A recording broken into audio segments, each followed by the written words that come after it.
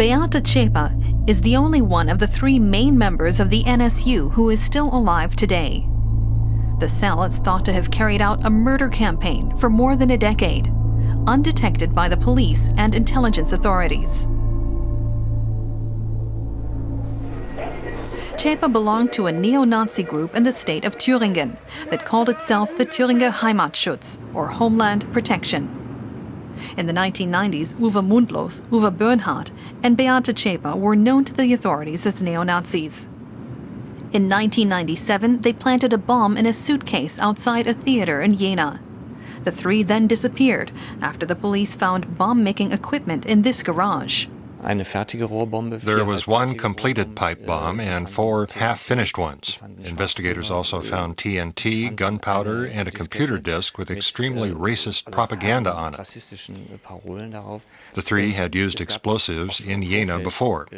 So it was clear that these 3 people, who had now disappeared, were very dangerous.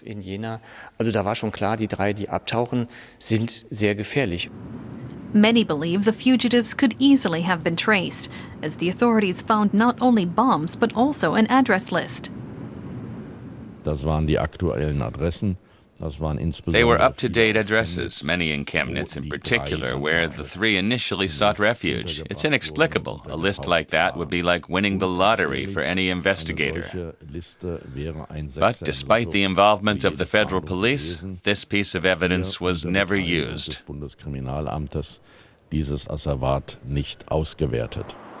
The trio are thought to have started their murder campaign in 2000. Enver Şimşek, a Turkish florist, was gunned down in Nuremberg. 10 people were killed in all. Most were of Turkish descent. But almost no one linked the murders to right-wing extremists. Nobody would have thought it possible. It wasn't just security officials, it was the same for the politicians, the media, and society as a whole. I could never have imagined it myself either. In 2004, there was a nail bomb attack in Cologne, targeting the city's Turkish community. 23 people were wounded, some of them seriously. There were several indications that the far right were involved, but once again investigators ended up changing track. Critics say the police were too easily influenced by preconceived ideas. They initially assumed it could be a racist attack.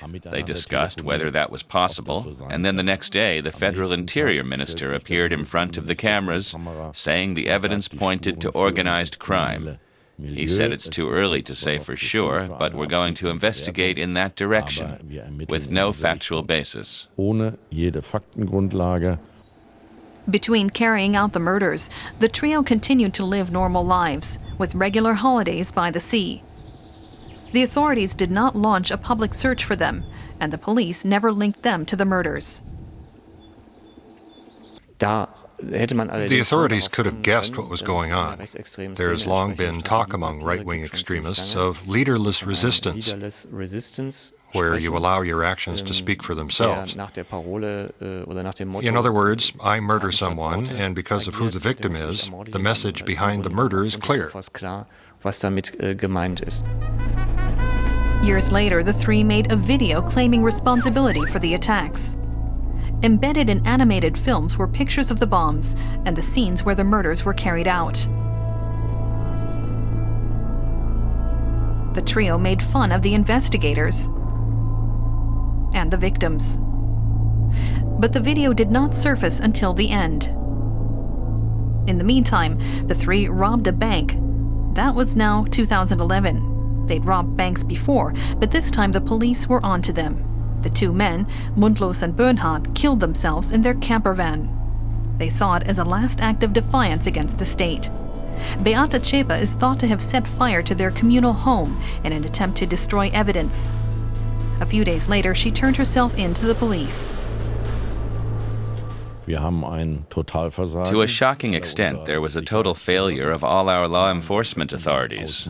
The main problem was a lack of cooperation, so we didn't recognize information. This systemic failure has been the subject of several parliamentary investigations. A number of heads have rolled in intelligence and the police force, but many questions remain unanswered. For example, why did no one believe that right-wing extremists were capable of such crimes? That was more something that people linked with left-wing extremists, like the Red Army faction, but not the right-wing extremists. They were basically considered too stupid. An error of judgment with deadly repercussions. Now the court in Munich is to rule on what exactly Beate Zschäpe was responsible for. The expectations are huge, but many fear the trial will not provide all the answers they seek.